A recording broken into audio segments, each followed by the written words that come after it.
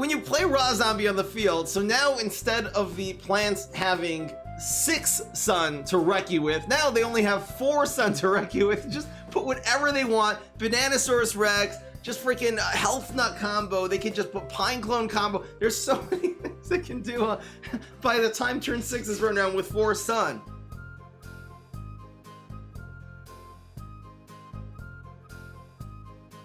What's going on, everybody? This is Fry. So today we are doing the Hearty class tier list. I'm so excited. Once again, we're going to be going through the cards just in order they are in the collection and rating them all the way from S tier, which is the highest, down to hot garbage, which means it should basically be deleted from the game because it's really, really stupid.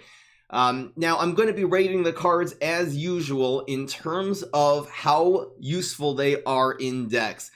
So obviously being a strong card will give it a lot of value. Being a very important part of a lot of decks will give it value, and also just maybe being fun will give a little points for that, etc. Now, if you guys have any more suggestions for tier lists, I am going to do all the classes. I'm going to do the heroes. Don't worry about that. If you have any creative ideas, people have suggested I do a tribe tier list like mushrooms, or I'll do like fun cards based on the criteria of how fun they are only, not based on how good they are. That will be a great idea for a tier list. Again, I'm not going to just go through the super rares or the legendaries in this game because they're already in the classes. I've already put those on tier lists. They're just going to end up in the same place as I put them before. So if you have any great ideas for new types of tier lists, new criteria, put those in the comment section below. And we are just going to start with Arm Wrestler. Now, I just want to give a shout out to one of the YouTube viewers who actually made this template special with very beautiful looking icons. As you can see here, the quality is definitely upgraded. That was Barry Bama, I believe his name was. So we'll see if we can get in touch, and maybe he'll make me the tier list in the future, because these sort of icons look really, really nice. And we are just going to start at the beginning of the Hearty class. And we are just going to start with Arm Wrestler. So Arm Wrestler is a decent card. This is overrated. Some people think this is just so OP. You can just leave this on the field as a 2-2. It's just as easily removable as any 1-cost 2-2.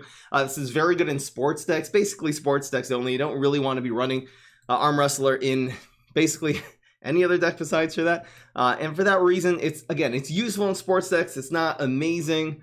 You don't even actually need it in sports decks because it is outclassed by Gladiator, which we'll have in just a few cards. So for that reason, I'm going to be putting this in C tier. Again, very good combination with Sumo, who can move a card into the Arm Wrestler that will make it into a 3-3. It works very well with Black Hole too, but again, to actually build a deck around that, it's probably not useful, except for in sports decks, because even in the Hearty class alone, there's actually some really, really good 1-drops that we'll be getting to shortly. So that's why I'm putting this in C tier. Now, it happens to be this tier list for some reason did not include an icon for Arm Wrestler, so I'm just going to be leaving this right over here, and if I have to move it later, I'll move it. They'll just be floating around in no man's space. Here we go.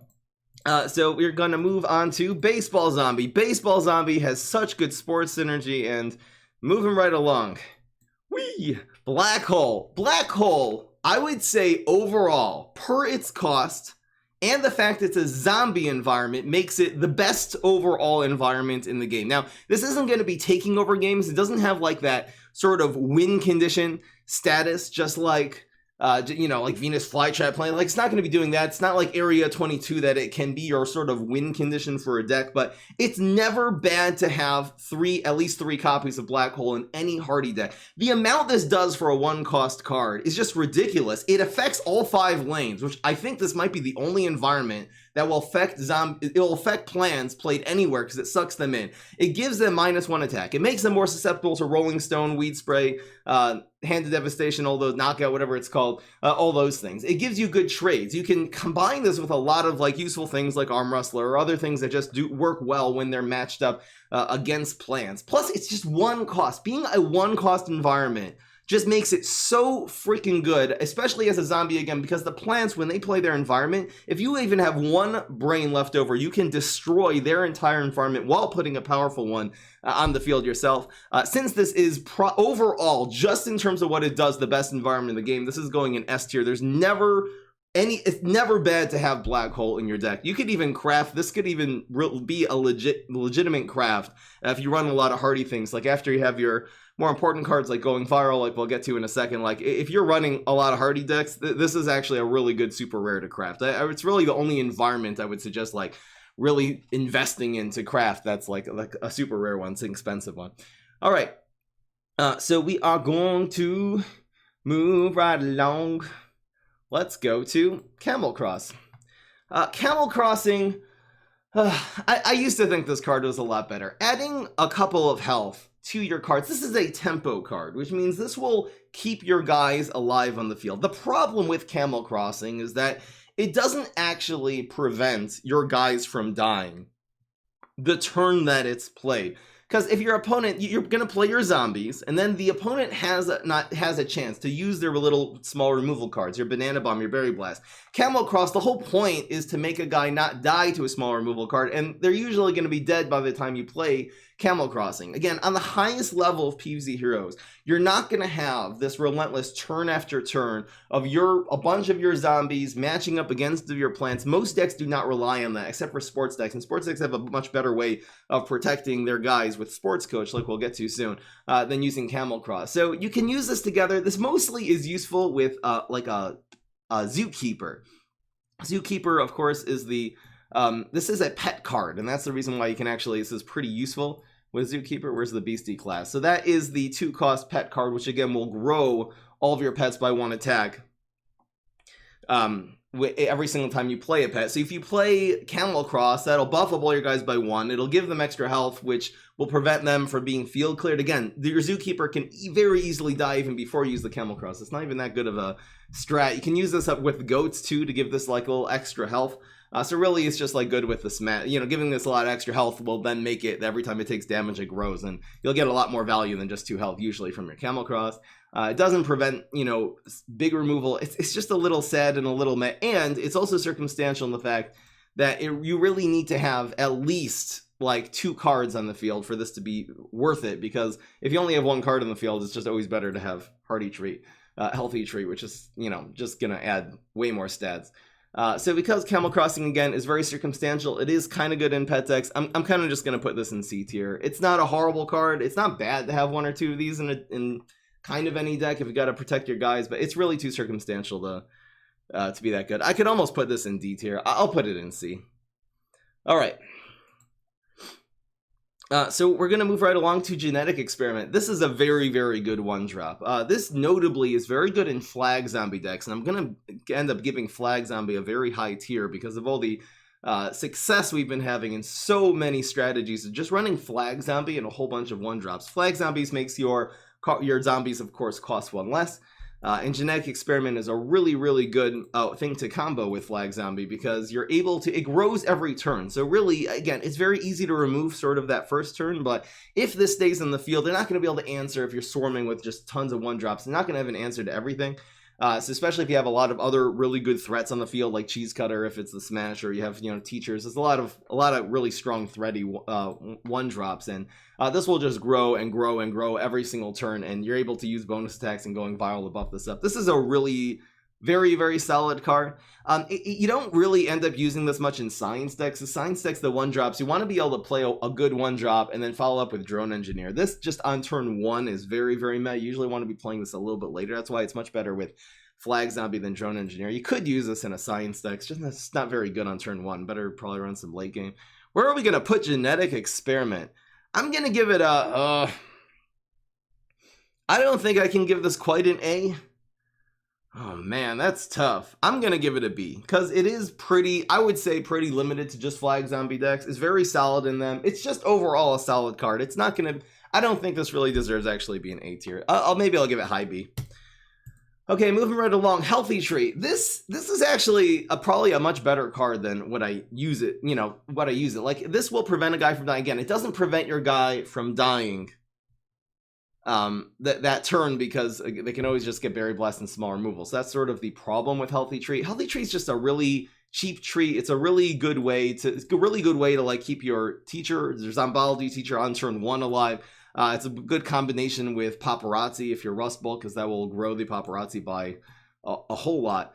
You can use it with Cowboy, actually. I've had some success with Neptuna because that will turn into like a 4-8, which is just ridiculous. This is just like a lot of stats to add to a guy for a 1-drop. It's sort of like one of these jack of all trade cards. I don't really know the deck that Healthy Treat is just like the most amazing card, but it's never bad to have a couple of these. I probably underuse Healthy Treat. I'm just gonna put this in B because it is a really good card, but I don't know the actual deck where it's just like you need to be running it. All right, let's move right along to the Gladiator. Okay, here's Gladdy Daddy. Gladiator is a really good card. It's not just good in sports decks. It's a very good counter to a lot of aggro stress on the plant side. It's a direct counter to Astro Shroom or Cycle Cap. I mean, this is the main way you can play against any deck, again, that relies on doing a lot of direct damage to your opponent's face. Even against Dandelion King. Dandelion King, when played, it'll kill the Planetary Gladiator instead of doing 10 damage to your face. Very difficult card to remove for a 1-drop. Because of it has 4 health. It's just going to be absorbing a lot. You can use this combined with like Stompodon. Stompodon, we'll get to later, will be buffing up all your cards, and adding a lot of stats to even one Gladiator makes it just irreplaceable basically in Stompodon decks, because that will prevent you from dying. It's really just all around a good control card. It does have 1 damage non-bullseye, so it pings your opponent's block meter a lot and gives them that extra value, which definitely is a downside. I almost feel like as a 0-3 this might have been better. I don't know who in the chat is saying this is in C tier. This is either going in A or an S. Really hard to say. I think that because it's so good. It's good with Flag Zombie, but it's actually good in a lot of other decks. Plus, it's irreplaceable in sports decks. I'm actually going to put this in S tier. It's kind of never bad to have a couple of Gladiators in your Hearty decks, and it's maybe lowish S tier, but it's going in S tier. All right, here is Rolling Stone. Now, Rolling Stone is not as good as Bungee Plumber. Bungee Plumber does something to every plant on the field, unless it's Potatosaurus and Untriggable. Rolling Stone, here's the pros and cons of Rolling Stone and Bungee Plumber. Bungee Plumber, it can deal with Haunted Pumpkin. It can deal with really anything that they're going to be playing on turn 1, except for like Garlic, which you don't need an answer to. So Bungee Plumber is the better of the 2 cards. They're very comparable because they're both early game removal. Now, when it comes to 2-drops, so Rolling Stone is such a good answer to cards like Black Eyed Pea, Captain Cucumber, Picanolith. I mean, there's so many really Starch Lord, so many really powerful cards that Rolling Stone can deal with that Bungee Plumber barely even touches. Like, it, reduces a couple of health. Obviously, Rolling Stone is really bad against anything that has 3 or more attack. So sort of in the late game, Rolling Stone becomes a lot worse. It's a very good early game card. And again, there are even some mid to late game cards like those pesky Black Eyed Peas and Captain Cucumbers and Picanolith that Rolling Stone really is good in the late game. Oh, I wonder if I should be putting this in S tier. I feel like I want to put this in A. Again, this is also not as good as Bungee Plumber because Bungee Plumber can proc your opponent's block. It can finish off your opponent for 2 damage. I think this is a solid A card. I don't know if it's S. I mean, maybe I should be putting this in S because in a Hearty, if you're running any Hearty deck, it's never bad to have a couple Rolling Stones. Having a couple Rolling Stones is always a good idea. It's an answer to Admiral Navy Bean. It's an answer to Lima Pleurodon. It's an answer to basically every problematic early game card. Like the real like no one runs 3-2. I guess Apple Saucer doesn't answer Haunted Pumpkin. The only reason I'm putting it in A is because of Haunted Pumpkin. Maybe this is S though, because at the end of the day, listen, you're gonna need to know if you're a Hearty class, you're gonna be weak to Haunted Pumpkin. That's fine, but you're still gonna run some Rolling Stones, and even because it's a really versatile card. For 1-cost card, I'm actually keeping that in S tier. I'm happy with that in S. All right. Here's Zombie Middle Manager. This is a very solid card. So the Professional Synergy is okay. I mean, this spawns another Professional Zombie. If you have several of these, it'll grow. You can use this as a pretty good upgrade for like Fossil Head, which is not the best strategy in the game. Jurassic Fossil Head is not one of the better cards in the game, even though it is a decent card. The main thing about this is that it's a 1-drop. It has the potential to grow, so it has potential to be a threat, and it conjures you a Professional. Having a 1-cost zombie that instantaneously triggers Dino Roars is probably the most useful reason for this card. Just combining this with, let's say, Stompodon. On turn 5, every Stompodon deck, you got to run 4 Middle Managers because you have because this will just trigger that Stompidon. If the Stompidon gets removed, fine. You still got some value and your hand is still buffed up. And if your Stompidon lives and you're able to play, you know, Middle Manager and then other cards that conjure, it obviously will just ramp up your Dino Roars. It can be really used in that way with any dinosaur in the game. This is also very useful with Flag Zombie. Just Flag Zombie with a whole bunch of 1-drops. Middle Manager is always a good choice for that because, first of all, Flag Zombie is a professional card. So if that gets Berry Blast, this is now a 2/2. And again, it doesn't cost you a card. It's a 1-cost card that has okay stats. It's not bad, but it just gives you a free card. And again, the professional zombies, there's a couple of them that are really, really trash. Firefighter? I think Firefighter is professional, isn't he? I wouldn't know because I don't use this card. So obviously there are some extremely, extremely horrible trash cards that this can make, but most of them are fine. Mostly you're getting teachers, and yeah, even getting a janitor is not bad late in games. So I'm going to be putting this in A or B. I can't say it's A. Well, mixed up Gravedigger. I don't know. Is this going A? Is it crazy to put this in A? It's always good in Flag Zombie decks. It's good in other decks. You got the professional. It's either really low A or high B. Man, the Hearty class is really, really hard to rate here. I'm going to put it in high B tier. I think that it really does belong basically in the same thing as Genetic Experiment. It's about the same level of card. I could have put this in A because of the little synergies. But again, even combining with Stompidon, that's really only one very specific deck. All right. B+. Next, we are going to go with the Teacher. So, Zombology Teacher is... I have a hard time with this card. I used to really, really like Zombology Teacher when there was more card draw, because then you could make a miracle deck. I used to do with Rust Bolt, where you would have teleportation zombies and teleports, and you'd play a lot of you'd have access to the Brainy class with Rust Bolt. So then you'd be playing a lot of Leprechaun Imps, which are extremely nerfed almost to being unusable since they only give you the 1 pot of gold. If this was giving you several pots of gold, you could draw a lot more cards. Same thing with Regifter Zombie. This used to cost, Regifting Zombie used to cost 2, now it costs 3, so it makes it, again, a much less useful card for Miracle decks. The strat used to be to teleport in a bunch of teachers and then do a long series of going virals. And, you know, every single time, all your tricks cost less. So if you have 2 Zombology or 3 Zombology teachers on the field, you can just play going viral after going viral and just make an entire miracle. Very, very difficult combo to pull off. Now, I have found this useful in Flag Zombie decks because Flag Zombie with teachers actually allows you to play a treat. So if you are like a Hearty treat or any kind of really superpower from mostly one of the superpowers in your arsenal, like Smash, you know, just anything that will add a little bit of health and protect one of your swarmy guys from dying that turn. So it is useful. The problem is, again, this 2/1, so it dies to really every removal card. If you play this on the field, let the plants react. Any Banana Bomb, Berry Blast, anything that does a little tiny bit of damage, even like Colonel Pult, will kill a Zombology Teacher before you're really able to activate its ability. It still is a decent card, though, and it still is worthy in Flag Zombie decks. It's worthy less so in Trickster decks. I'm just going to put this in B tier with everything else. I don't really think it. Sometimes this is A tier. Sometimes this card just freaking takes over games, but it actually is unreliable, so therefore it's not the top tier of things to put in a deck. So that's why I'm putting it. I know this in certain decks this is an A, but overall in the game, because of it actually is an unreliable card right now, I'll put it in B. If Miracle decks were still a thing, I would definitely be putting that in A, but unfortunately, they got rid of that. All right, next we're up to Bucket Bay. Guys, Cone Zone is such a great environment. It's 2 costs and it gives 3 health. What is this card? Guys, this is not a good card.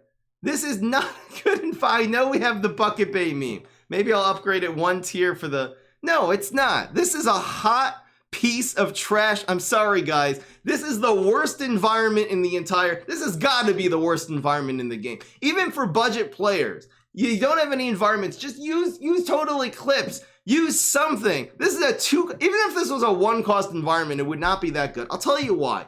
This doesn't give you any immediate value. Like...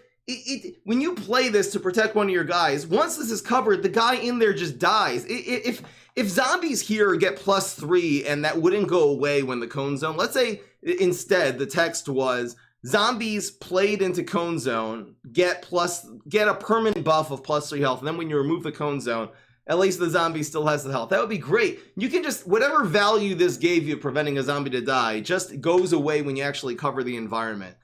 This is a really, really, really horrible card. The only time you ever see cone zone is when you like randomly conjure it from, I don't know, from Dr. Spacetime. There's no this is such a flawed idea of a card. I'm so mad that they burned all. We're gonna get into Conehead Zombie. How they just like destroyed like the iconic pop cap Conehead. Has just been like such trash, stupid hot garbage. Hate Bucket Bay. Bucket Bay stupid. Next, Conehead. Again, this is the most iconic zombie in the entire Plants vs. Zombies franchise by far.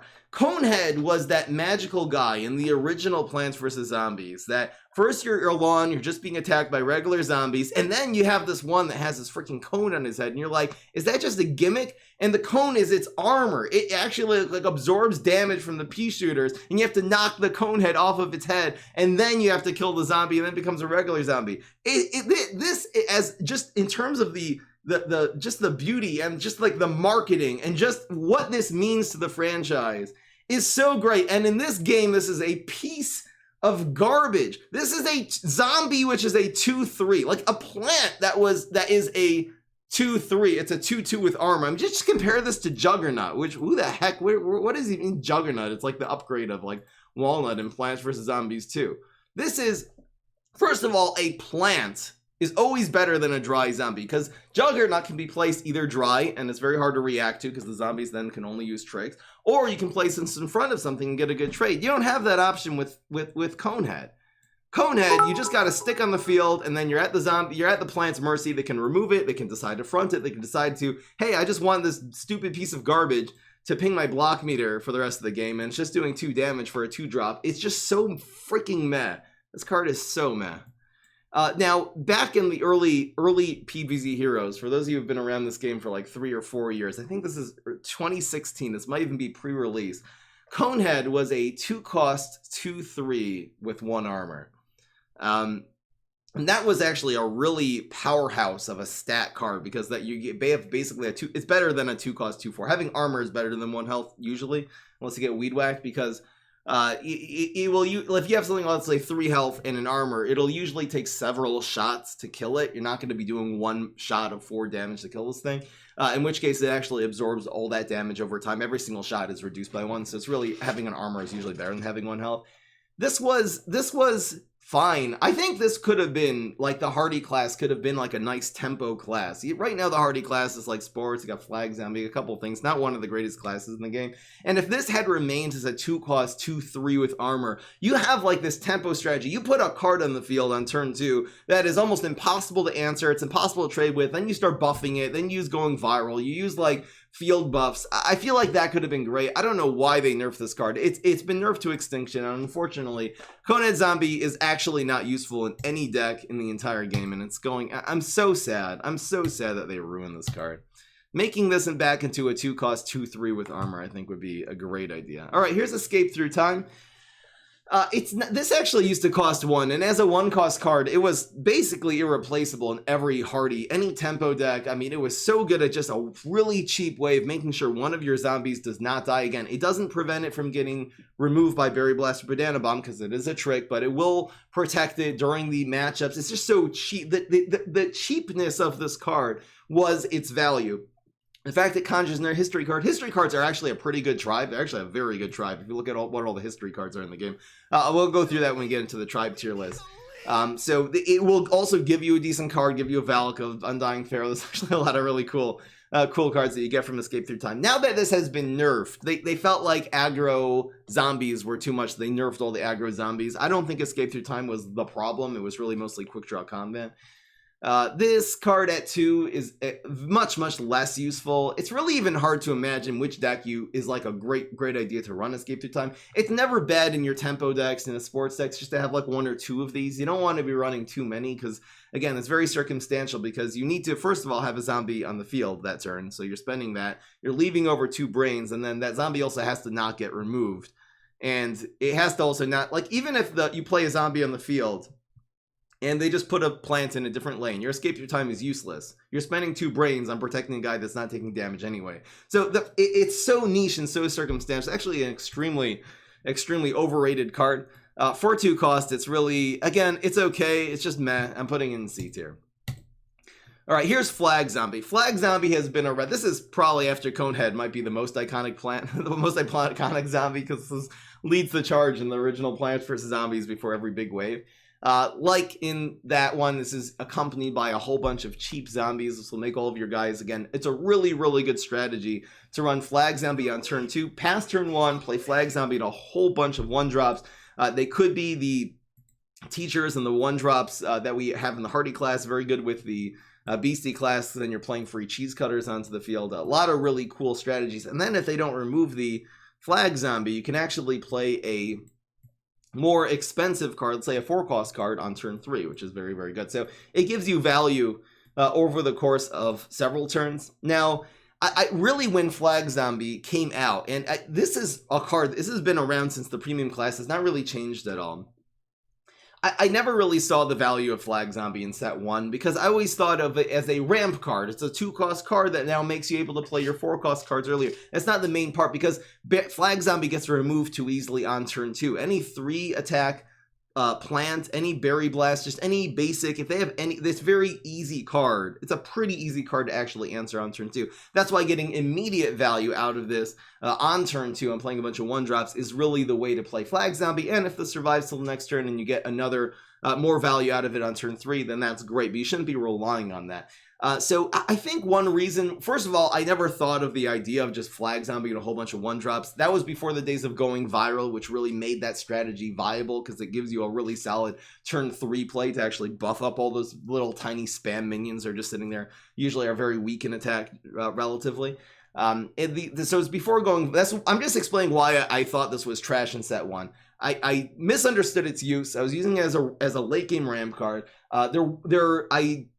There was no going viral, and really the 1-drops back in set 1 were not that great. Like, all the 1-drops that you're using this with, like, what did you have? Arm Rustler? Gladiator was not around. Cheese Cutter was not around. All of these good 1-drops have been added either as event cards or in subsequent sets. So this really wouldn't have been a very good strategy in set 1. Right now, Flag Zombie is probably the best early game strategy on the highest level of the game for the Hearty class specifically. You can combine this with Neptuna. You have Pogo Mix Up Gravedigger afterwards. Really, you just put your Flag Zombie, a whole bunch of 1-drops, and then you do kind of whatever you want to do in the deck on turns 4 and 5.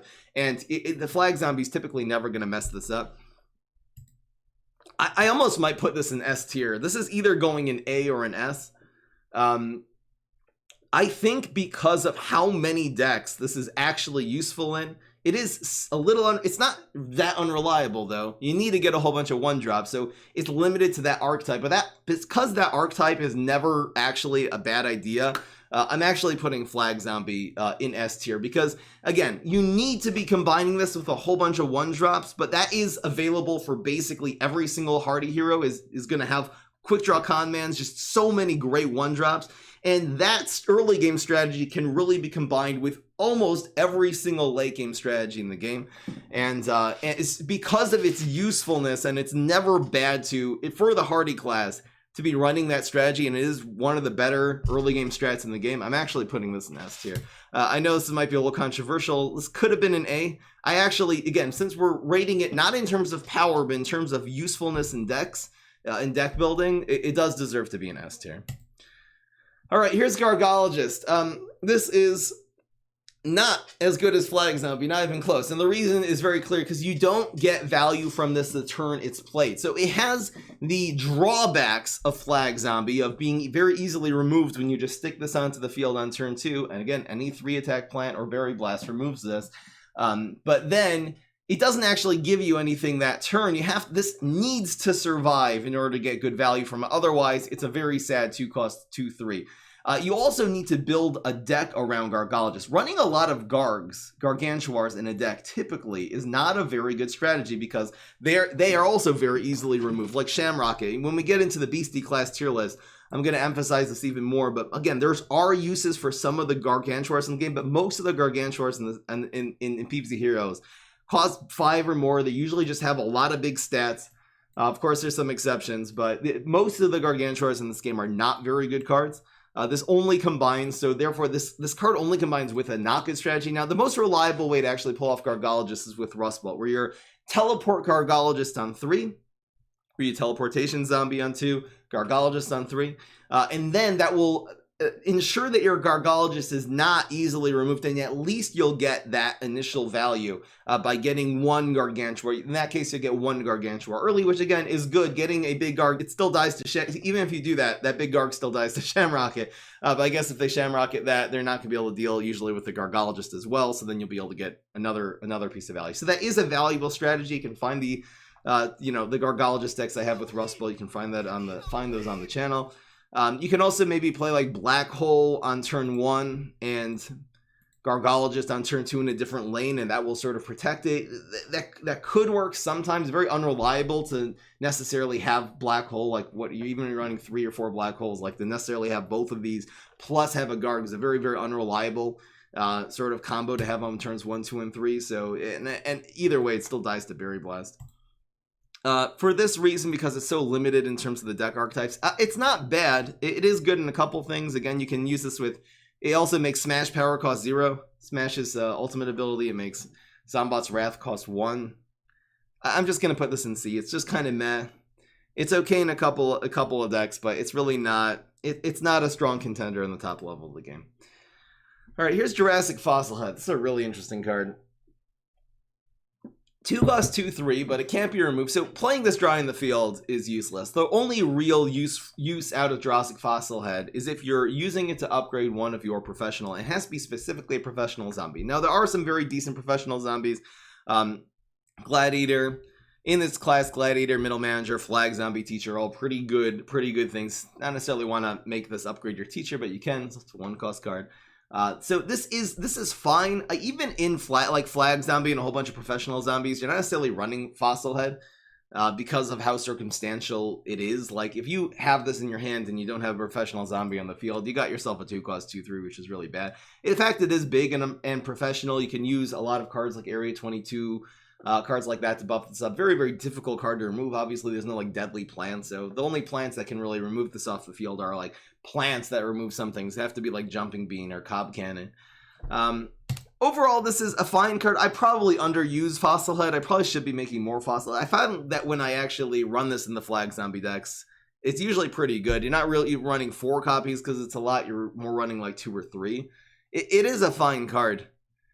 I actually pretty underuse this. It's because it's limited though. Like it's limited to professional decks, and even the one good professional deck with Flag Zombie, it's certainly not a must include. It's very, very far from that. I'm gonna put this in C because again, it's a decent card. I'm not gonna say it's bad, but to say that this really it struggles when it comes to investing an entire card in your deck. You can only run 40 cards in deck, and to invest several of those into Fossilhead, there's usually a lot better options, and that's why I'm putting it in C.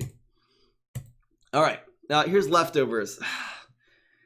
This really has all the shortcomings of Camel Cross. Like instead of adding 2 health, so it adds 1 attack and 1 health, which arguably 2 health is better because it at least keeps your guys alive. But the problem it has, first of all, this costs twice as much as Camel Cross, which is just ugh.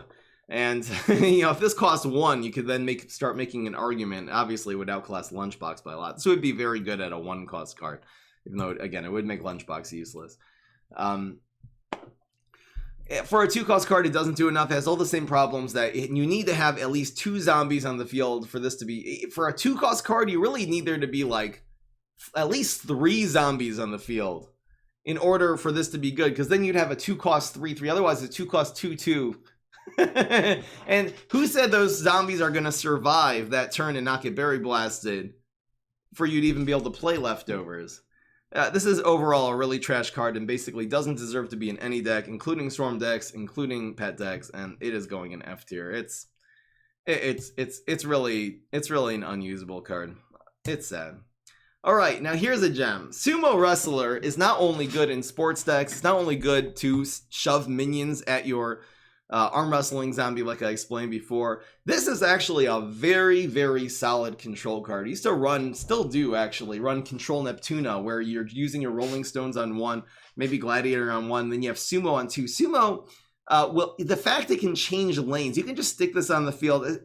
Sometimes they can play around it and stick their minion right in front of it, and then Sumo doesn't do it. But if they have any other minion on the field, you get to choose what you're moving.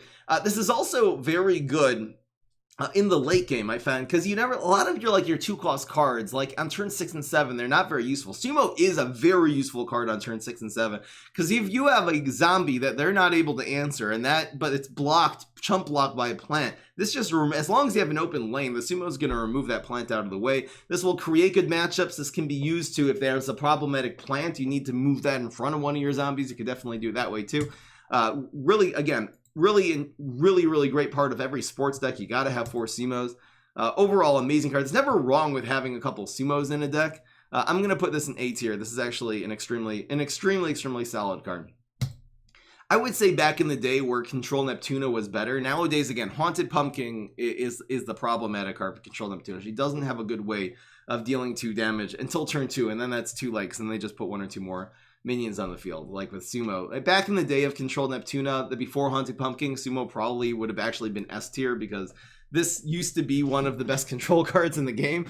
For turn 2, it was almost irreplaceable, but now that the Hearty class has become a lot less good at pure control strategies. It's really because of the shortcomings of Rolling Stone against a lot of the problematic plants is the reason why Sumo actually is also worse, because it's a lot less useful nowadays. It's a little sad.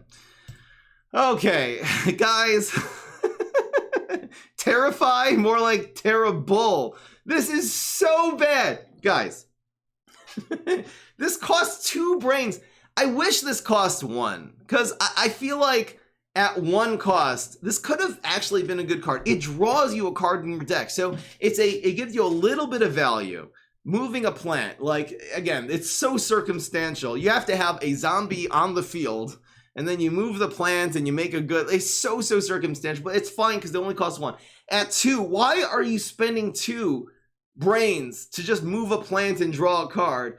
And why would you run this in your deck? Like, which deck is it? What are you going to do? Arm Wrestler on 1, Terrify on 2? Just run Sumo.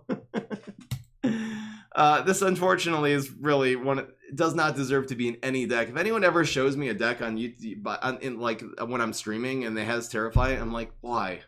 Why? Don't tell me to use this with Mondo Bronto, a 5-cost card, which will probably not survive until turn 6, in which case you'll have this really cool combo where you Terrify into it. We did that. That was a total meme, by the way. This is a really bad card. Let's go. Turkey Rider. Back when this came out, I actually thought it was pretty good. I even made a video dedicated to this card, the Thanksgiving special. So cringy. You can look that up. It's still on the private channel somewhere. That's me dancing around with the Turkey Rider. You know what? Just because of how cringy that video is, I think I'm just gonna... No, for real though. Pet zombie, pet. I used to say in Smash, because again, the only thing this is really useful as a pet. You can use it as an imp. It's not really good with imps. There's a lot better imps to run. The fact this is a zombie, it means you can't stick it in front of a plant. Like, if this had been like a Beam Me Up, or this had been like a plant that has the exact same ability. It's a 2/2, you can stick it in front of something or move something. Then when it dies, you get a card, which by the way is trash. Leftovers is not a good card. So then it could have actually been been useful. The fact this is a dry zombie and you just stick it onto the field, they're just gonna leave this alone. Like, it's a 2-cost 2/2. Like, what if you just had a 1-cost 2/2? They would just leave it alone. A 2-cost 2/2, just leave it alone. There's no reason to ever remove this. It just drains so much tempo, and you're never gonna gain the leftovers. And even when you do, leftovers is a piece of trash garbage. I used to think that this with like Zookeeper was good. You play Turkey Rider on 2, and then Zookeeper Camel Cross on 3. But on the highest level of the game, between me and you, that's not a good strategy, because Your Zookeeper on turn 3 and hoping Camel Cross will work is your Zookeeper is going to get removed before you play Camel Cross on the highest level of the game. Any decent opponent is either going to remove your Zookeeper or make a stronger play on turn 3 than your play. So the fact this will get a little value, like this will become a 3-4 if you're able, if you have both a Camel Cross and a Zookeeper in your hand. I don't know. It's really not useful in any deck. I'm not going to put it in hot garbage, but it's really an F. It's sad. What if this was a 3-2? This needs some kind of buff. I think if Leftovers cost 1, it still wouldn't be that good of a card, but maybe then it would be a redeeming quality. Ugh. All right, here's Celestial Custodian, or as we call him, Janitor. You probably could have asked me before this tier list, what is the real name of this guy, and I wouldn't have been able to tell you. The reason why we call him the Janitor is because he's a piece of trash garbage. This is not... Guys, the problem with any zombie that is a control card and is a dry zombie is that it only controls plants that were played the turn before. It does not control plants that are played that turn. So you're using a 3-cost card to remove the card that you were not able to answer on turn 2, and then the plant just goes and plays a stronger card, which you still don't have an answer to. And so it's a flaw in every controlled dry zombie. As a gravestone, this might have even been better. The fact this only works in an environment too is just like, why? It didn't even need that. Even if this would just outright destroy any zombie with 2 or less, maybe then it would be okay, because it would just be so useful. It probably would still be outclassed by Rolling Stone in that case, because costing 2 more and being a dry control zombie and giving you a 3-2, it's just not worth it. This would actually still be completely outclassed by Rolling Stone, even if it was, even without the if played in environment. I don't know what they were thinking with this. This is such a flawed, because I would put this in F, but because this is a flawed card in 3 ways, both in terms of its cost and the fact it's a control dry zombie, and because it has the condition of an environment. This card has 3 humongous flaws, and it's going in hot garbage. It's so bad. Ugh. I know I said back in Middle Manager that getting one of these is not bad. Like, we're talking about when you play Middle Manager and you happen to get Custodian, it's not a card you are running in your deck. It's not the end of the world, but to actually run this in your deck and to have it be a reliable contributor towards your win strategy, never, ever, ever. It has 3 reasons why not. All right. Here is Cosmic Sports Star. Now, of the Cosmic cards, which are typically very, very underpowered and bad, this is actually one of the best ones. The fact it gives, again, 3-cost 2/2 is horrible stats, but it gives you a ramp. So this makes up for its lost potential. Cosmic P is a 3-cost 1/1 with double strike. It doesn't give you a way to make back that tempo, that horrible tempo loss that you did on turn 3. Cosmic Sports Star does, because if you get a 1 or 2-cost zombie, you play that for free. Like Arm Wrestler, Gladiator, Sumo are really good things to get from Cosmic Sports Star. But even if you get, let's say, a defensive end that is a 6-cost card, you can then play that the next turn. So you've played a 3-cost 2/2, but at least you get so much redeeming tempo the next turn from Cosmic Sports Star. Now, it's not actually very useful in a lot of decks. Even in sports decks, I typically am not running Cosmic Sports Star. It's okay for budget players. If you don't have better options, you don't have your gladiators, you need a couple more sports zombies, it's fine. This is a very weird way to try to activate Stompidon. It's actually not a very good idea. I wish this was more useful in more decks. Like Conjure, I don't know. I've never done like Dr. Spacetime on 2, Cosmic Sports Star on 3. Huh, never thought of that. Maybe that would be a good idea. I should try that. But it's not actually useful in a lot of decks. And again, even in sports decks, it falls short. It's still an okay card. I think for budget players, it's fine. If it weren't a viable card in budget sports decks, I would probably put it in D. But just for that reason, and because it overall is fine, and it's never horrible.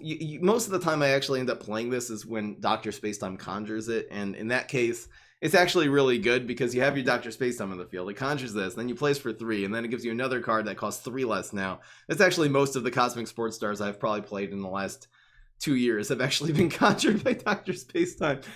Just because of its fun value and stuff, I'll put it in C, but competitively, it's probably closer to D. All right. Oh, here's the one, guys. If there is one zombie card that you are going to craft, it is going viral.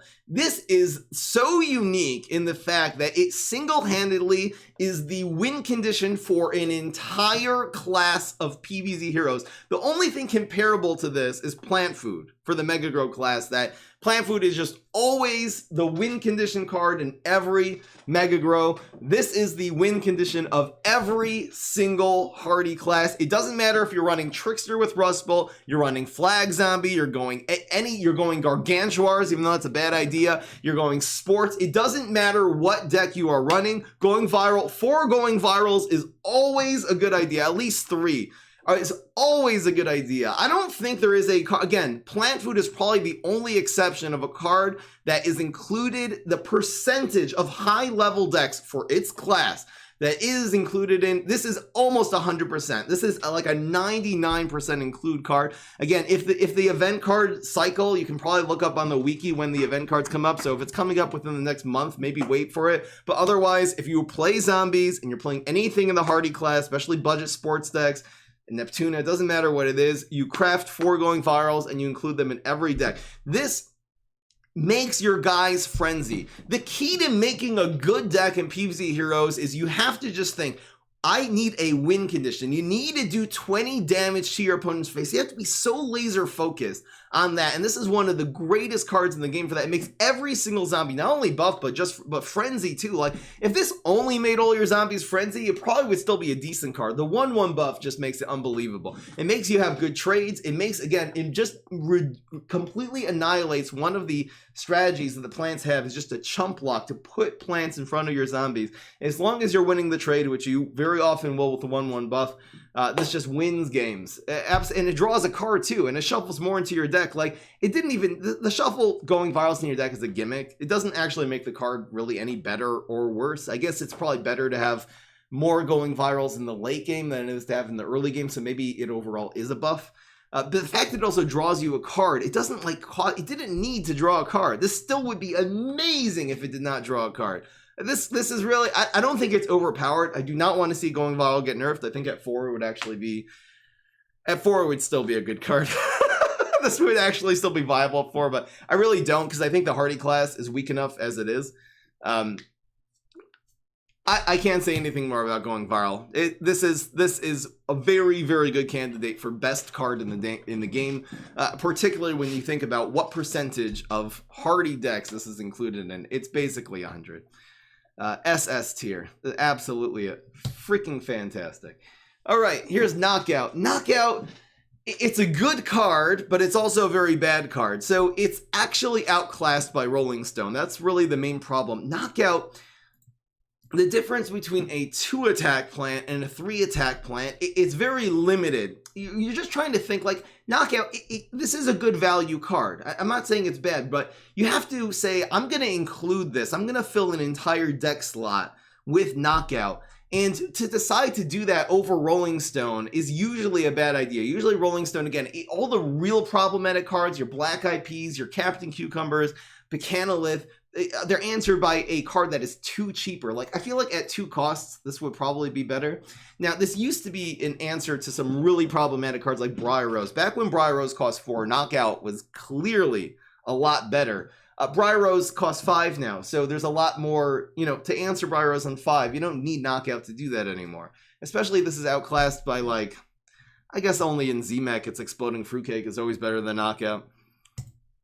Obviously outclasses Custodian. There's no question about that. So again, if you're running an all-out control deck, I would say Knockout's probably a good idea. It also competes, besides for Rolling Stone, it also competes with Weed Spray, which, again, when is Knockout? What opponents are you playing that Knockout is better than Weed Spray? It's not better against Nuts. Weed Spray is better against Pecanolith decks. It's better against Bean decks, better against Mushroom Storms.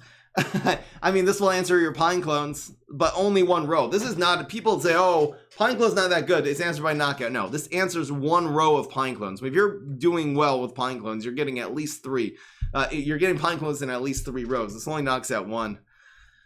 Where am I going to put you? It's not a bad card. And again, in control decks, Hearty's not the greatest control strat. I can't really put this in D. I'll just put it in C. It's actually really on the same level as most of the C cost cards. It's better than Camel Cross, that's for sure. Too bad. Too bad Knockout. I felt like when Knockout was announced to the game, this was like in the last set, I believe. This is in Triassic. I was really happy because now there's an answer to Briar Rose, and it also meant that Z-Mech would have a bigger removal card, but at the same time, Exploding Fruitcake came out, and Briar Rose got knocked down eventually to 5-cost cards, so Knockout doesn't see a lot of inclusions in decks. Unless you're going all-out control, which again, there's actually better control cards like Line Dancing Zombie and Control Neptuna, for example. All right, here's Landscaper. Oh, where am I going to put Landscaper? I don't know why they buffed this to a super rare. This was flying. It used to be a rare. This was a very important card in the original Control Neptuna deck back from set 1, where you'll go Landscaper on 3. It's a very good combo with Mixed Up Gravedigger, which pops all you guys back into gravestones and then pops them out. This will activate a second time. Right now in the meta, I don't know how good this is, because if you just, like, what are you controlling with this on turn 3? Like, if you're playing a control deck, what are your big threats you got to take care of? It's Poison Ivy. This does not answer Poison Ivy. Poison Ivy has 5 attack. This will now make it do 3 attack and be a 2/2 on the field. You know, what do you, Zapricot, Health Nut, it does nothing to. Just try to think of, like, the real strong aggro cards that the control decks are, you know, it's the purpose to counter. It really doesn't do a again, it's nice. It's nice with Mixed Up Gravedigger. It's not a bad card. If someone's running this in control deck, I can't argue. This also will make the plants potentially either have 0 attack or charge your block meter. This does actually answer Captain Cucumber very well, which is not bad. I probably underused this card a bit. I don't know. Maybe I should try more Hearty control decks.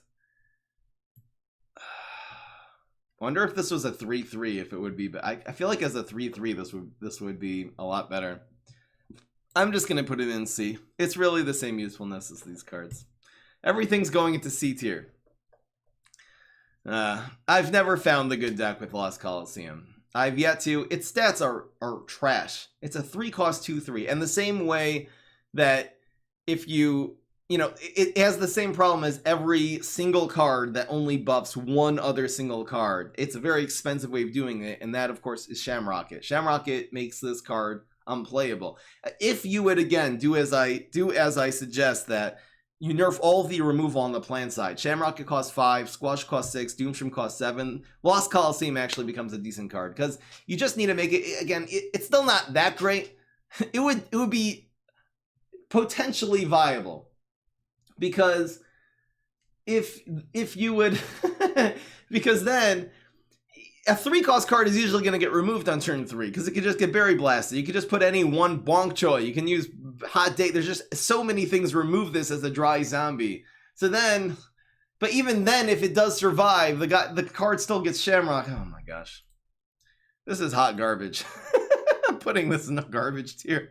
You're really the only time you ever see Coliseum in the game. It's never included in a deck. It's usually a conjure, like you got it from something. What class is this in, by the way?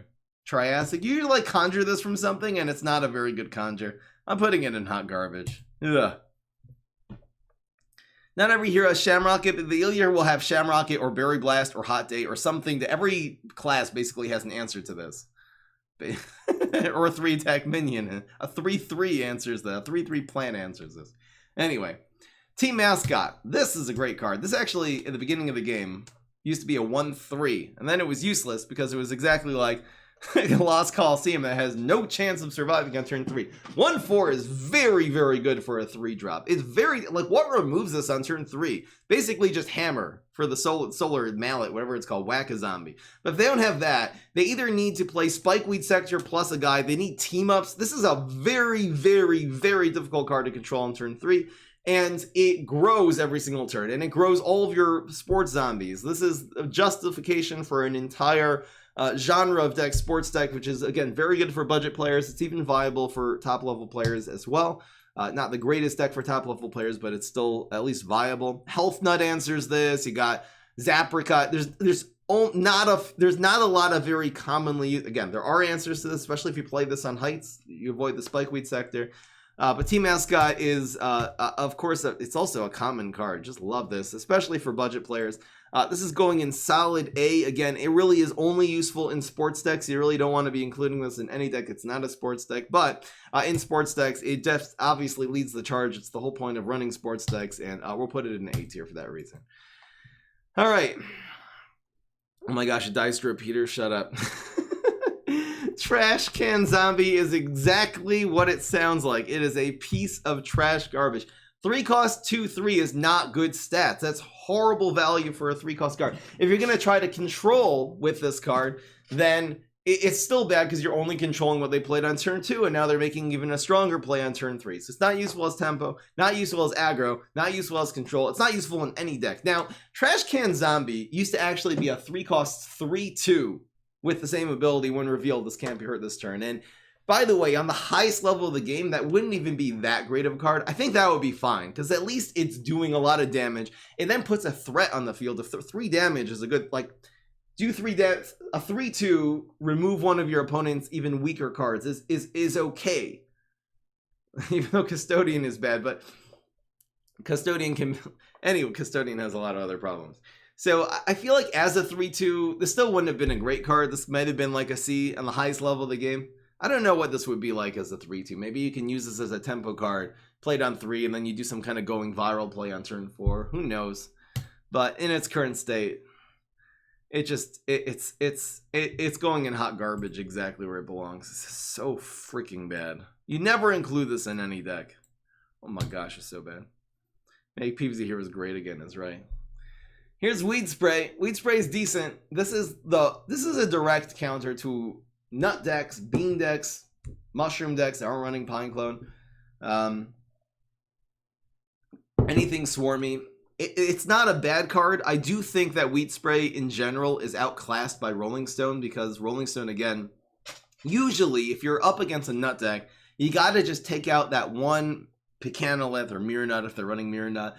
You gotta, you know, if you have, they have let's say Weed Spray is very good against Black IP, but there's, again, that's only if they have 2 Black IPs. Weed Spray is the better card, but if they have 1, which is usually the case, Rolling Stone answers it. Even in bean decks, like, it's so nice to clear all their beans and all their Lima Pleurodons, but really, the one card you gotta kill is the Admiral Navy Bean. That slows down their deck so much, and the versatility of being able to do this on turn 1 against that pesky Admiral Navy Bean they played on turns 1 or 2. Or even on turn 3, like the fact that you don't have to spend your entire turn field clearing, and maybe they'll just buff up their plants somehow, like they'll use an Embiggen if they're Green Shadow on their Admiral Navy Beam. Like, you know, this is such a big investment to put. This really is outclassed by Rolling Stone. Again, it's not a bad card. It's not a bad card. Counter Cycle Cap? Not really. This actually doesn't counter Cycle Cap. Environments counter Cycle Cap, because they've already drawn so many cards using their cycle strategy that typically they'll have the next set, the next wave, that even if you clear their field, they'll just come in and do it again. So you gotta get rid of the environment, not Weed Spray them. Plus, any good Cycle Cap deck also runs Pine Clone, which is the hard counter to Weed Spray. Weed Spray becomes useless against Pine Clone. I'm gonna put this in C. It's just a C tier card. Again, it's because of Rolling Stone. If it weren't for Rolling Stone, this would be better. But in terms of actual decks you include Weed Spray in, this could almost go in B. This could almost go in B. Again, I'm talking about on the highest level of the game. Low level of the game, there's a lot of just nut decks, very inefficient, mushroom spam. Weed Spray is amazing on the lowest level of the game. And back in set 1, Weed Spray for me was like my guy, because everyone was just running mushroom spam and didn't have Pine Clones. But on the highest level of the game, there's actually not a lot of decks that die really badly to Weed Spray. And in terms of actual including this in highest level, again, for budget players, it's not a budget card anymore. But for budget players, it'd be different. On the highest level of the game, including in decks, this goes in C. Alright, here's bonus track Buckethead. The reason why Wingnut is such a good card on the plant side, that is the solar plant, of course, that prevents bonus attacks. The same thing. First of all, Wingnut is a plant, so it can be played as a counter to something. Being a plant is always better than just being a dry zombie, because again, this can be stuck in front of something, this can be stuck dry, can't be countered as easily. This prevents from doing bonus attacks. So Wingnut has the better stats than bonus track Buckethead, but that's not the main reason. All those there are 2 reasons why Wingnut is better than bonus track. The main reason is because zombies rely much more heavily on bonus attacks than plants do. The plant decks that run bonus attacks is only the Mega Grow class. There's really almost no other plant class that relies on bonus attacks first win condition. Zombie decks, almost every zombie deck relies on bonus attacks first win condition. Particularly the Brainy class, which is the best zombie class. But even the Hearty class, like going viral, this will, you know, again, preventing bonus attacks will prevent your frenzied minions. The beastie class relies on frenzy to win. Yeah, maybe the sneaky class doesn't, but what's that being combined with? So that's the reason why bonus track Buckethead, again, so many reasons why this is actually a very bad card, especially at 4 cost, and unfortunately, this is going into D. It's sad. I wish this was better. Again, every once in a while against the Mega Grow class, this will just take over games. But this can also be removed. For a 4-cost card, this doesn't have enough stats. Like if this was a 3/6 with armor, and then it was just like a really, really difficult card to remove, then fine. But on 4, there's plants that do 5 attack on turns 4 or 5 by the time you need to remove this.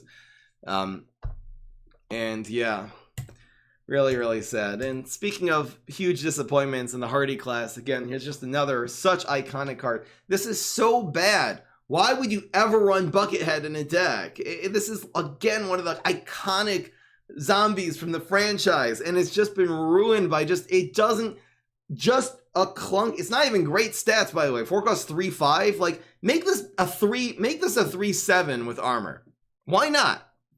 Let's say this was a 4 cost 3/7. Is that OP? It would be viable. It wouldn't be overpowered. It would be, okay, well, maybe there's a deck where you're able to put this on turn 4 and then going viral. You'd have to follow it up with something good, but then it would be fine. It's trash. It's never a good idea to include this, even for budget players in any deck. And unfortunately, Bucket Zombie is going in F tier. It's so freaking bad. 4 cost 3/7 armor. It wouldn't even be that good because when you have 4 or more cost zombies, they have to have more than stats. How does this card make you win the game? In which deck does this contribute to your win condition? Low-level players, again, just throw a bunch of high-stat cards in the field and hope for the best. High-level players have a very direct win condition. This is how I'm doing 20 damage to your bonus phase. Again, with going viral as like a 3/6 or 3/7, even 3/6 would be underpowered. As a 3/7, if you have something to follow us up with, like going viral or Area 22, this could actually be a decent card. 3/4, it's just unplayable. It's just unplayable for a 4-cost card because of bucket synergy. Thanks a lot, guys. All right, here's Medic. Medic is better than Buckethead, that's for sure. This is a very unuseful card. Again, it has bad stats. It heals you for 4, but it's a dry zombie. So the fact it's healing your face for 4, but it opens up the opportunity for the plants to do a lot more than 4 damage to your face. If you play this on turn 4 and heal your face, they just play Poison Ivy and they do 5. Like, this is so outclassed by so many 4-cost zombies in this game. Just compare this to Pogo. I mean, Pogo's... If you want a good control strategy, you can do this. Now, I did do this cute deck where you play Medic and Pogo, and then you run Mixed Up Gravedigger, and it keeps on healing you. Sometimes healing a zombie is good. It's typically not, though. Like, you have a Gladiator that was protecting you, and they're gonna kill, so then you heal it for 4. This is an almost unplayable card. I think because it's kind of fun and kind of quirky in a couple decks, like with Neptuna with Mixed Up Gravedigger. I'll put it in D just for that reason, but again, if you're running 1 or 2 of these, there's a couple times useful. It's very, very circumstantial. And again, it's a huge investment on turn 4 because the things that a good plant player can do to you on turn 4 when you turn 4 Medic is just, they can rip you to shreds on turn 4. Set up something that will just completely destroy you. All right. Stomp It On. Whoo. So the very, very specific genre, archetype. Like, you can't just stick a couple Stomp It Ons in any deck. This card used to cost 3. Back when this cost 3, this would have been like easy S tier.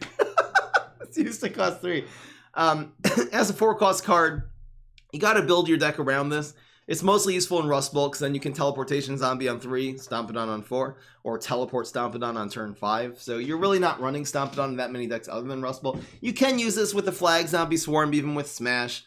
It's nice if you have a way to protect this. If you play Stomp It On and then again right into Middle Manager on turn 5, that's a way even without Rust Bowl you can activate. It's a little bit slow though to just start setting up, buffing up your guys. It's very, very good again to combine with Gladiator, giving that stats with your teachers, with all your little guys. It's very good to put this right onto a Buried Treasure too. So Neptuna also has a cool way of activating this. If your Buried Treasure somehow survives on the field, you can stick a Stomp, or on turn 5, you can just Buried Treasure, Stomp It On right into it. It's a pretty good way to activate it. This is, again, it's very, very specific, the amount of decks. This is not, Stomp It On decks are not the greatest decks in the game right now. You could go Stomp It On Trickster, which was amazing. That was really, really, really fun. Should be a 3 cost 2/3. I don't know. Stompdown Trickster was great. Again, that's not the most highly competitive deck in the game, though. It is an extremely fun card. I'm actually conflicted between A and B. I think this deserves to be in B just in terms of how many. Again, it's very limited. It's very fun, though. It's somewhat competitive. It's not a bad strategy. It's not one of the greatest. I'm just going to leave it in B. All right, here is Turquoise Skull Zombie. I haven't found the use for this. Again, it seems to have like okay stats. A 4-cost 2/6 Gravestone. It's completely outclassed by Pogo, by just, you know, some of the other 4-cost Gravestones in this game. Like, what does it do? It grows slowly. It makes them not have enough sun. I feel like as a cheaper card, this could have been better. If this had been a 2 or 3 cost card, and then it would have this function of like actually reduce, like on turn 3 to only have two sun is a lot more significant than on turn 5 to only have 4 sun. On turn, like, what is the thing they needed to do on 5? Play exactly Bacchanal? It's not like turn 5 is not like this really niche turn. On turn like 3, on turn 4 to only have 3, that's much bigger. It's a higher percentage of the sun that would be taking away from that turn, let's say. Very often on turn 5, you can burn one of your sun and just play a 4 drop. That's sometimes all you got anyway. You can, again, the main problem with Turquoise Skull Zombie is what is your win condition that it warrants running this expensive 4-cost card in your deck? 4 is expensive in this game. Like, what win condition? You're just doing this little weird stalling strat that, is that the solid way of controlling a plant? Not really. Especially if they just go on that turn, play something to face, you're dead. The game's gonna be insurmountable. The amount of value they got on turn 4 because you played a dumb dry, you know, you spent all 4 of your brains on this dumb Gravestone. Haven't found the use for this. Really have not. I'm putting it in D tier. I hope someday I'll find the use for it. Sports Coach. Zombie Coach is mostly good in sports decks. I'm just going to be putting this in the exact same tier as Team Mascot because it's really just always in exactly the same decks. You're almost never using Zombie Coach unless it's a sports deck. There is this one little cute strat where you use just Gladiator as a control and Sumo as a control, and then you use Sports Zombie, which protects your Gladiator from taking damage, since Gladiator is a sports zombie, and then all the plants, when they're attacking, they'll hit the Gladiator, which is protected, and they do no damage that turn. So that's the only off sports deck that you're going to be running Zombie Coach. And again, that's just more just a meme deck. This is, again, extremely solid part of your sports decks, though. You got to run Sumo on 2, Team Mascot. If your Team Mascot survives in turn 3, which it usually does, your coach coming in is just irreplaceable. It makes your Mascot die another turn. This will turn to a 4/4. Makes your Sumo then turn to a 4/5 or whatever it is by that point. So not much more to say about Sports Coach. Pretty obvious in its uses. Let's go. Here's Zombie King. So Zombie King is sort of similar to Stompidon. Again, there's some really cool strategies. It's mostly good with Rust Bolt because you usually want to use Teleportation Zombie on 3, King on 4. Or you go with King on, you do teleporting King on 5. Teleporting in the King is so essential because it's not like Stompidon that you can like activate as Dino War. This needs to live. This also needs another guy to live on the field. So Zombie King, just to play this on the field on turn 4 is typically a horrible idea. Because again, removing a 3/5 on turn 4 is very doable for most plant decks. And also, that the other guy you have on the field, having 2 other guys in the field by that time, that's very rare. And even if the one other guy in the field, then they'll just remove that. If they can't do 5 damage, they'll do 3 or 4 damage to whatever you've played the turn before. So again, you gotta teleport this in. When you do teleport this in, you even get 1 knight. So then with Rust Bolt, then you start leaping the knights. The knight is a 7-cost card, so you leap that into a Plankwalker, an Octo Zombie, and leap it again using Transformation Station into a 9-cost card. That's one of the most fun decks in the game. You can see the Leap Knight decks I have on YouTube. Competitively, I would probably put this in the same section as B Stompidon because this is a slightly better card than Stompidon, and because it's actually one of the more fun cards in the game. I'm going to be putting this in A tier. It also is very good to have like Flag Swarm for the early game, and then every once in a while, if they go after your teacher or your genetic experiment instead of going after your Flag Zombie, then you can actually just stick turn 3 turn 3 king onto the field, which again, in that case, is a lot better than stomping on, because if you've cleared your hand from zombies, then your stomping on's no good because it has nothing in your hand to buff. If you clear your hand from zombies using flag and then you play king, then it does have something to buff. So there is that use for it too. It really is the better card than stomping on. And all right, that's going in A tier. Mostly for fun. Competitively, it's probably still be hovering around B. All-Star Zombie's not worth it. Any zombie that costs even 4 or more, but particularly 5 or more and just has stats is not a good idea. This doesn't even do a lot of damage for a 5 cost card. It only does 4. Just compare this to Supernova Guard, does more damage. You compare this to, I don't know.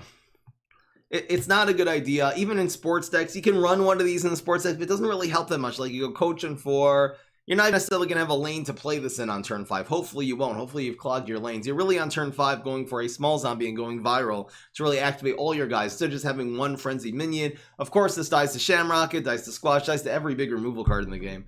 All-Star Zombie, again, is one of the most iconic guys in the entire game. It's not as bad as Buckethead because at least it has a lot of stats. Again, this does have very, very heavy stats, but you need more than just stats for a 5 cost card. In terms of how much you actually include this in decks, it's going in D tier. Again, it's not horrible, but it really falls short in terms of the highest level of the game, ever including it in any deck, to be perfectly honest. In the original Plants vs. Zombies, this would have been an S tier. I love this. This is such a great card. Like, you need such a powerful, it's so fast. Damn, in the original one. All right. Chump Champion is not a good card. Guys, do not put this in your sports decks. This is a bad idea.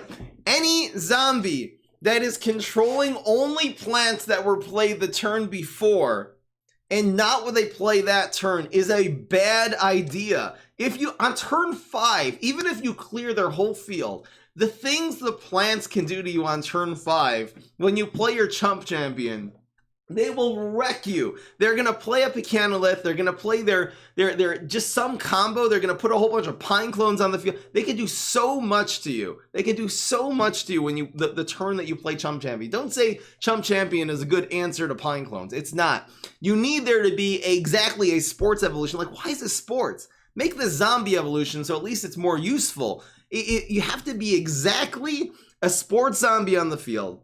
Then you play Chump Champion. You remove the stats of the sports zombies. If you had a big sports coach or team mascot or sumo or something like this, you lose those stats to control what they played the turn before. And then they just wreck you on turn 5. Teleporting this in is again so unreliable, because that means you need a teleport in hand, you need 6 brains, and you need your sports zombie to basically have been played on turn 5, last turn 5, then also survive turn 6, and then teleport and Chump Champ. Your sports zombie's not gonna necessarily live. It's too unreliable. If you're not using the sports evolution, it's useless. What's a 5 cost 4/4 that removes 1 like, why can't this remove 3 attack? What if this was, when played, remove 3 attack from all the plants, or at least 2? This is so bad, guys. This is never, ever, ever a good card, and this is going in F tier. This is such a piece of trash. Stop running Chump Champion in your sports decks. Not a good idea. Gosh.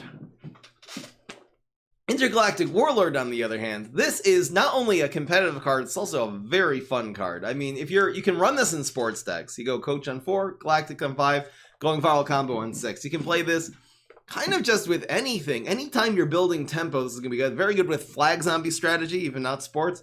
You go Flag Zombie Swarm on 2. Going viral on 3, Intergalactic on 4 makes you win more. The fact, it's so unique card that it has carryover. When you play this, it gives you value for the rest of the game. Every single one of your guys is going to be +1/+1. Again, this is not the greatest card in the game because you lose a lot of stats the turn you play Intergalactic Warlord, because it is a 5 cost 3/3. Now, to even make up for its stats on turn 5, you got to have at least 2 guys survive on the field, which again, at the beginning of a zombie turn, have 2 guys survive is not that rare, but then even then, it's just a 5 cost 5/5. It's on par stat-wise, and then you sort of gain those extra stats for the rest of the game. This is a really, really fun card to combine with Neptuno with Mixed Up Gravedigger. I actually recently uploaded a deck like that to Prime Up Gaming, and that was really, really fun. Pogo, Intergalactic Warlord mixed up Gravedigger, just an amazing combo. Because when you pop this into a gravestone and it pops out, it will buff all your guys by 1/1 again, and then the game just becomes very, very sad for the plant players. Also, very good notable combo if you're running the Smash with Synchronized Swimmer, because this will buff all your guys. Synchronized Swimmer will copy a bigger card, and then after Synchronized Swimmer copies it, will gain an additional 1/1 because of the Intergalactic Warlord. Cool little game mechanic. I'm putting this in 8. I think this is actually not bad, really, in any tempo deck. It is very outclassed by Going Viral. If you actually compare these two cards, unfortunately, this becomes a lot worse because of Going Viral. But competitively, again, we could argue, but certainly in terms of its fun value, and it's really not bad to have a couple of these in any tempo deck, any flag zombie deck. I'm putting it right in A. All right, guys. You know, right when I started playing PvZ Heroes, my favorite way to do it was you play a bunch of guys, you play your Conehead zombies, kind of like dick around until turn 5, then you hit them with the Monster Mash. It gives you so much stats. Guys, this is such a bad card. This is for a 5-cost card. Okay, listen. How do you get value out of this? Let's say you play even 2 zombies on the field on turn 4, and they survive the entire turn 4. And then you pass turn 5 because you got to invest all 5 brains to your trick stage. And those 2 zombies again survive the entirety of turn 5 without getting removed. Then Monster Mash is a 5-cost 4/4 worth of stats. In that miracle situation, 3 zombies are happening to? That's almost impossible. And then it's 5-cost 6/6, which is not that good. Even in that situation, 1/1 and Frenzy would be better than 2/2 because Frenzy makes you win the game. Adding a bunch of stats to your cards does not make you win the game. It might make you win the game 2 turns later. You gotta, at turn 5, you gotta be going for the jugular. You gotta be going for the kill, and this does not go for the kill on turn 5. This is such a flawed card. I'm telling you literally, if Monster Mash costs 3, I would still say Going Viral would be the better card. I feel like there might be uses for it, especially in a flag zombie. That would actually be ridiculous. I wouldn't mind seeing this at 3. I don't think it would be too good. And it would be arguable. It would be hard to, like, you probably end up with a lot of decks just flag zombie swarm, 4 Going Viral, 4 Monster Mash. I wonder if that would be OP. I feel like if they wanted to, like, switch up the meta in this game and do like they did like the last update where they just changed the cost of cards, why don't you just make Monster Mash cost 3 and see what happens? I wouldn't mind, but at 4 this would be so underpowered. At 4 it would be unplayable.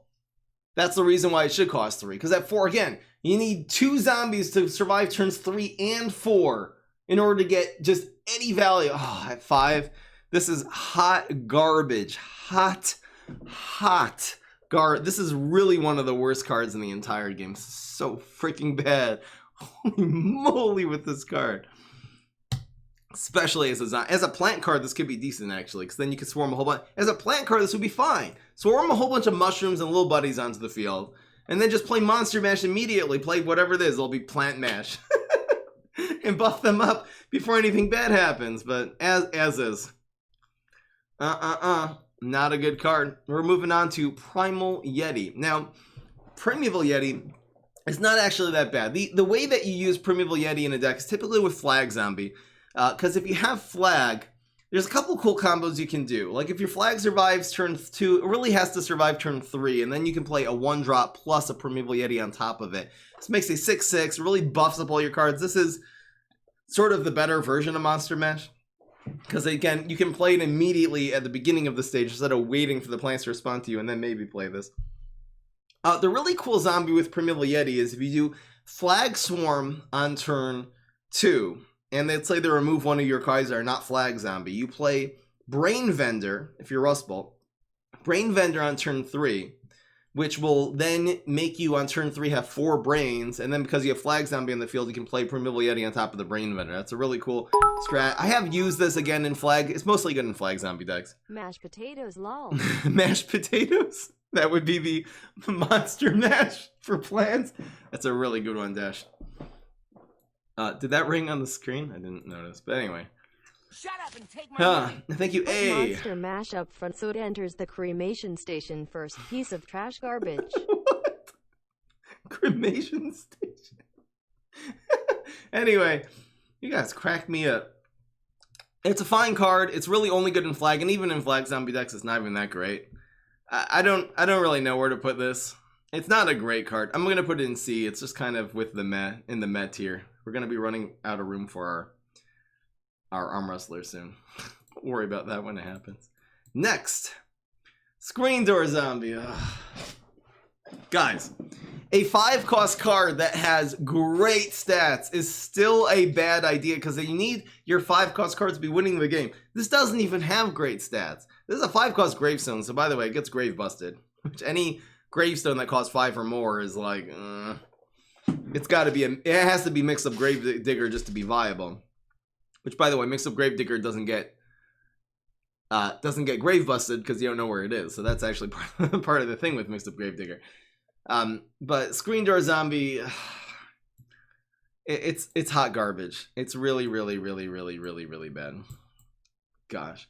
Okay, Coffee Zombie. It's not a great card. It's completely outclassed by going viral. This is a nice, cute little way of giving your guys a whole bunch of frenzy, but again, he needs 6 brains. 6 is a lot. I feel like at 5, this would have been viable. Then you could even go 4 going virals and 4 coffees in the same deck. I have done decks with ZMAC where you just swarm a lot and then you put a lot of quick draw commands on the field and you buff up your cards and keep them alive and finish them off with Coffee Zombie. Coffee Zombie also, when you play this on the field, it gives your opponent an opportunity to respond. It's not a horrible card. It's just too expensive. Oh, I wish this card cost 5. It's really the same as like Primeval Yeti and stuff like that. And we'll put this in C tier. I don't know what I'm going to do with my little, okay. Say hello to little friend. Where do I put this guy? I'll just leave him right over here. We'll stick him back on the tier list if there's more room later. Guys, Arm Wrestler's in C tier. Don't worry about it. Just floating. He's kind of just doing his own thing. In terms of actual usefulnesses, again, you don't really run Coffee Zombie in a lot of decks. All right, here's Defensive End. You can put this in sports decks.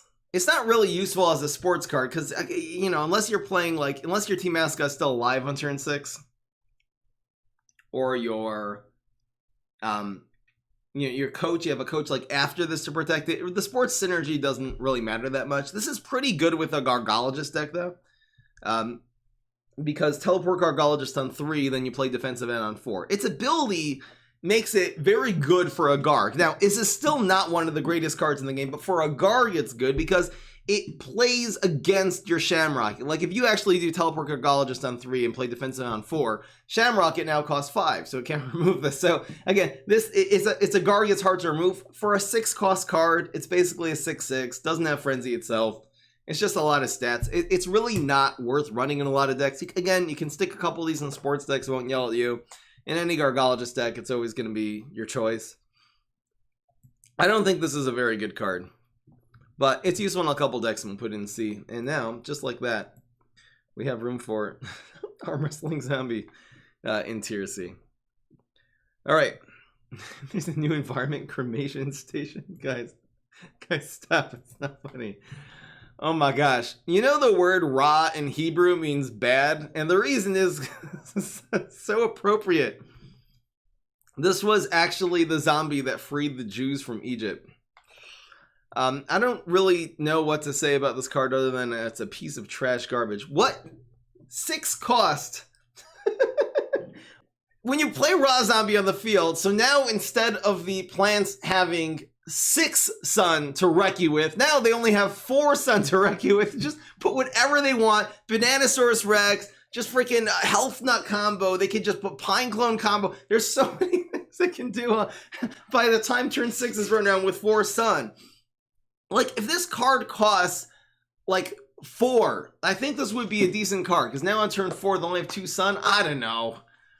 This is too expensive. I was even told one time by one of the developers that Ra Zombie had the lowest win rate in the game. Meaning, of all the cards, they had statistics of what their win rate is of the decks that a certain card is included in, and Ra Zombie was the lowest because whoever's running Ra Zombie in this deck clearly has no sun and clearly has no brains. Hot piece of garbage. It's going right into garbage here. Man, we're breaking the record for hot garbage here because there's a lot of hot garbage in this class.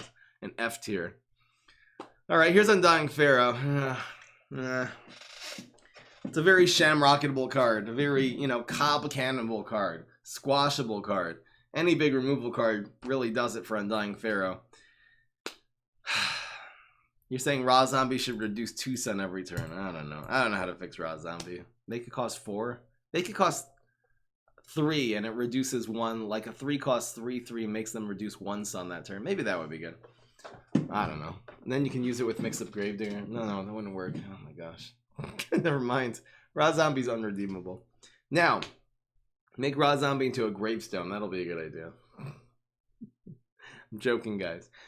Undying Pharaoh, again, this is a very powerful card. Every once in a while, Undying Pharaoh just wins you. It just saves you because they have all these guys. They have their freaking, I don't know what, their Picanolus and their big dinosaurs in the field, and they're ruining you. And you stick Undying Pharaoh, and you're just like, you know, you can't do anything about it. So if they don't have a removal card, which plant deck doesn't have a Shamrocket or a Squash or a Cob Cannon, something, or Briar Rose? I mean, there's so many answers to this. To this thing. A Jumping Bean, like every class has a really solid answer, except for maybe the Kabloom class to Undying Pharaoh. The main problem though is that what win condition does this help you support? 6 cost is so expensive. This will be one of the most expensive cards in your deck. You're trying to do, this doesn't make you win the game, it just makes you lose more slowly. You play Undying Pharaoh in your deck, typically you're just going to lose the game, but it'll just take a couple more turns. Again, I did just upload a deck where you troll people with Undying Pharaoh and Gladiator and you protect them, and it's much more of a meme deck than anything else. If you're trying to do 20 damage to your opponents to face efficiently, Undying Pharaoh is not a good drop. Very often, again, you play Undying Pharaoh, they remove it, Shamrocket, Cob Cannon, they're all cards that give them so much value and give you nothing that turn. And for that reason, Undying Pharaoh, does it even deserve to be in C? I'm thinking between C and D. It's probably around the same as Coffee Zombie in defensive end. It is a fun troll card. I'm just gonna put it in C. A little bit of fun value, a couple of contributing factors. Okay, here's Zombot Battlecruiser. This is one of the most overrated cards in the game. Even if you go back to my Galactic reaction is set 2, I thought Battlecruiser was going to be ridiculous OP. Let me explain why Battlecruiser is not a good card. First of all, 6 cost 6/5. It's not great stats, but that's not the problem. Okay, that's really not what Battlecruiser is about. Second of all, it is a 6 cost Gravestone, which means Gravebuster is a 2 cost card that just completely obliterates your 6 cost card. 6 cost Gravestone needs to give you so much. It needs to be so great in order to even just justify being a 6 cost Gravestone. And its ability is so overrated. This is not a good card. Let me explain why.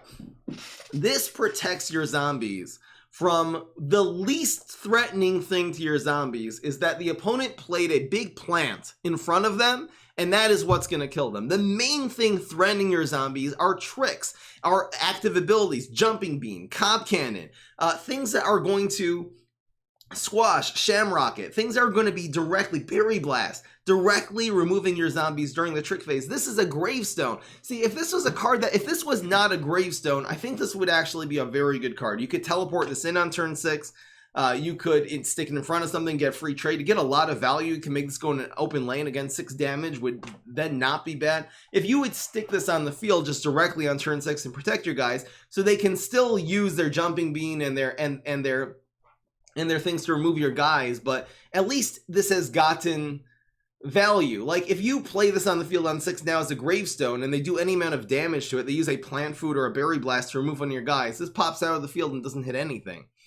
It's not actually a good card. I thought this would be good with Mixed Up Gravedigger, but again, it's way too expensive. There's such better cards to combine with Mixed Up Gravedigger, and if this pops out last to the right, it does not. Then it protects all your guys, but if it pops out to the left, it will only protect itself, making it very, very difficult for a 6 cost card. Again, you need to win the game. What win condition does Zombot Battlecruiser contribute towards?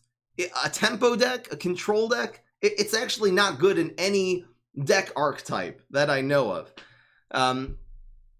It's a really horrible card, and I would probably put this in D, but because it's overrated, I'm putting it in F. It really is actual practically in terms of what decks you should run this in. It is an F tier card because there's really no deck that Zombot Battle Cruiser is a good idea. All right, here's Knight. Piece of trash garbage. This is 7 cost. This is like a Garg, but instead of cost, like as a 5 cost card, this would still not be good. Even a 5 cost 5/5 with 2 armor would not be a good card. This card costs 7. Are you kidding me? Now, I'm not going to put it in hot garbage because the only time you ever see Knights is when you're leaping a 6 cost card into a 7 cost card, and then fine, it just stays on the field and hopefully you'll be able to leap it. It definitely is a harder card to kill. It also, again, usually most of the Knights you see are actually transformed by Kings. They transform things into Knights, so I can't really put this in hot garbage, but it's going in F tier because actually running this in a deck is never a good idea. Okay, here's Rodeo Guard. Now, this does have this disadvantage of being a 7 cost Gravestone. That is not good because, again, it dies to Gravebuster, but it does have huge stats.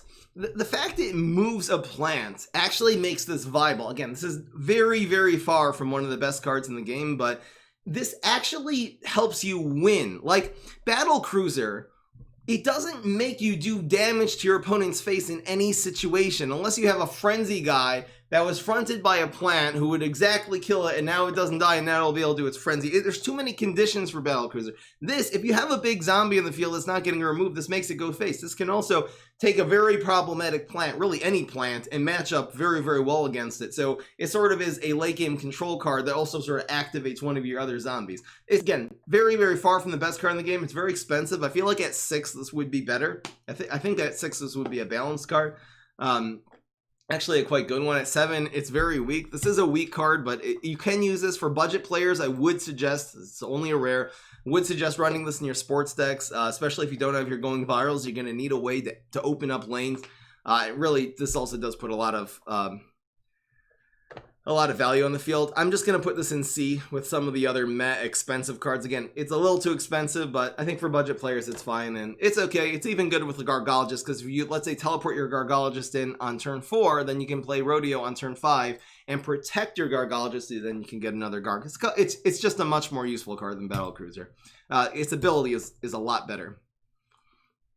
I know the overall stat-wise, like, Battle Cruiser's ability is so strong, but the usefulness is the key for cards. It's not how strong they are, it's how useful they are, and this ability, because it's a Gravestone, is very unuseful. The Rodeo Guard very often gets a lot more value. And here's Wannabe Hero.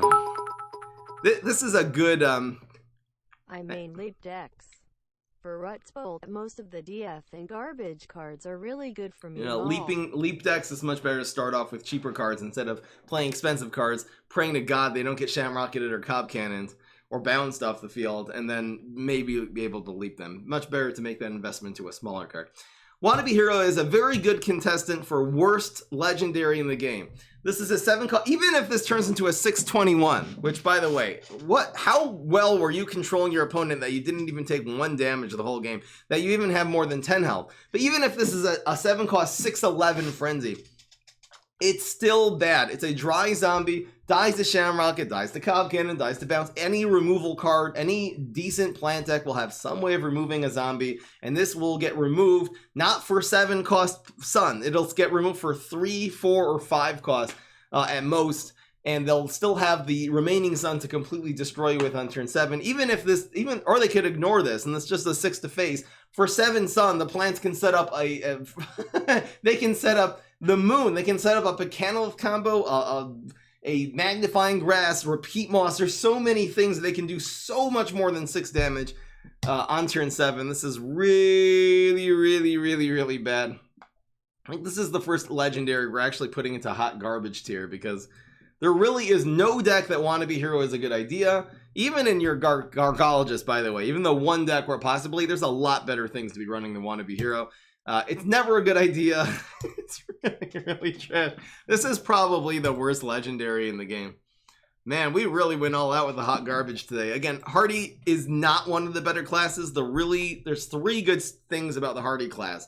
Sports, Flag Zombie Swarm, and going viral are really the 3 redeeming qualities in this environment, I guess. It is one of the weaker classes in the game, unfortunately, because I just feel like it's such iconic in terms of what they've actually included in here that I wish it was better. Anyway, guys, that was the Hearty tier list. Once again, let me know if you have any really creative ideas. Here, we'll stick a arm wrestler right where it belongs. Beautiful. Thank you again to Barry Dama, or Barry Bama, for making this template for me. Really appreciate it. Anyway, guys, I will see you for the next tier list. Hope you guys enjoyed. I certainly did. Peace. This is Fry.